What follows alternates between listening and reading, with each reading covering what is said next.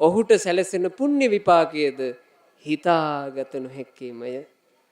මේ පින්වතුන්ලා හිතාගත නොහැකි ගුණ ඇති තථාගත බුදුරජාණන් වහන්සේ උදෙසා මහා සෑයක් කළා.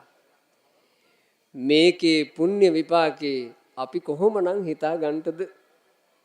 ඒ නිසා ඔයාලට මේකේ පුණ්‍ය විපාකේ හිතා ගැනීම උදෙසා මම වචනයක් කියන්නම්.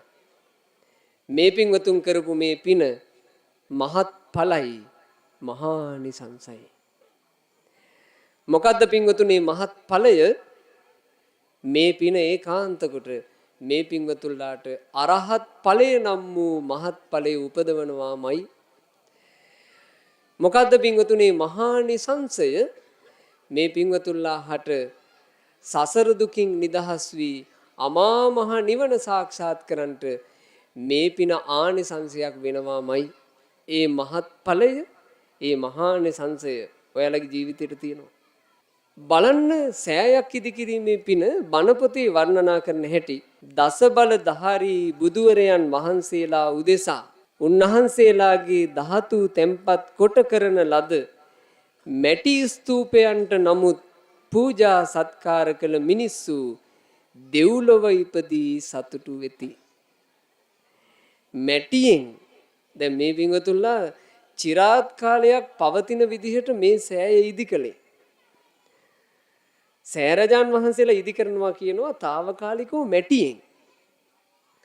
මැටියෙන් తాවකාලිකව ඉදි කරන සෑයක් පිදුවත් ඒකේ පින මහත්ඵලයි මහනිසංසයි කියනවා.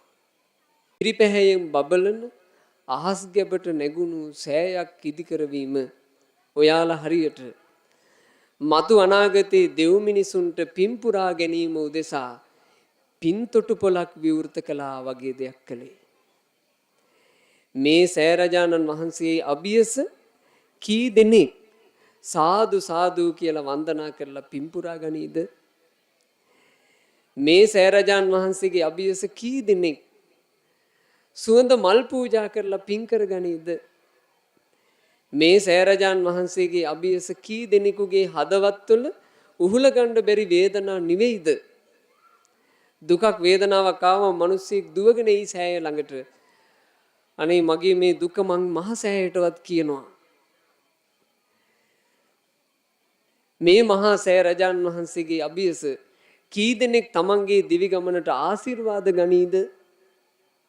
මේ මහා සෑයට ප්‍රවිෂ්ඨ වෙනකොටම සෑරජානන් වහන්සේගේ ප්‍රධාන පිවිසුම ඉස්සරහා තියෙන්නේ ජීවමාන බුදුරජාන් වහන්සේ සිහි වෙන තරම් ඊතා සොඳුරු පිළිම වහන්සේ නමක්. හිතවල වේදනා පුරවගෙන එන මිනිස්සු, හිතවල ප්‍රශ්න බර දරාගෙන එන මිනිස්සු මේ පිළිම වහන්සේ දකිනකොටම නිවි සැනහී යාවි. ඒ හැම මොහොතකම පින්වතුනේ ඒ පිනේ අයිතිය ඔබටයි. මේ වගේ මහා සෑයක් ඉදි කරන්න දාඩිය හලපු, මේ වගේ මහා සෑයක් ඉදි කරන්න කාලේ කැප කරපු, මේ වගේ මහා සෑයක් ඉදි කරන්නට එකට අත්වැල් බැඳගත්තු, මේ වගේ මහා සෑයක් ඉදි වෙනවා දකින්නට ආසා කරපු, මේ වගේ මහා සෑයක් ඉදි කිරීම උදෙසා Tamanට පුළුවන් විදිහට මුදලින් දායක වෙච්චි ඔයාලා හැමෝම මේ පින්කමේ කොටස්කාරයෝ. අප්‍රමාණ සතුටින් පින්වතුනේ දිවාරය දෙකේ තමන්ගේ ජීවිතයට මහත්ඵල මහානිසංස පින් වැඩෙනා පින්කමක් කරගන්නට බුදුරජාණන් වහන්සේගේ ඒ නිකලස් ගුණය සිහියේ නගාගෙන බුදුරජාණන් වහන්සේගේ කෙලවරක් නැති ගුණ කඳ සිහියේ නගාගෙන තමයි මේ මහ පොළොවේ සෑරජාණන් වහන්සේලා බිහි වෙන්නේ. සෑරජාණන් වහන්සේලා ඉදි කරන්නට උරුමයක් ඕන. මේ පින්වතුන්ලා කොච්චර වාසනාවන්තද? ඔයාලට ඒ උරුමේ තිබ්බා. ලෞතර තථාගත සම්මා සම්බුදුරජාණන් වහන්සේගේ ධාතුන් වහන්සේලා වඩා හිඳුවා. රහතන් වහන්සේලාගේ ධාතුන් වහන්සේලා වඩා හිඳුවා. නිකලස් මුනිවරුන්ට වැඩයින්ට සුගන්ධ කුටියක් බඳු මහා සෑයක් ඉදි කරවන්නට මේ ගම්පියසේ පින්වතුන්ලට උරුමේ තිබුණා, වාසනාව තිබුණා, පින තිබුණා. සෑරජාන් වහන්සේගේ ආශිර්වාදය හැම දිනාට ලැබේවා. සාදු සාදු සාදු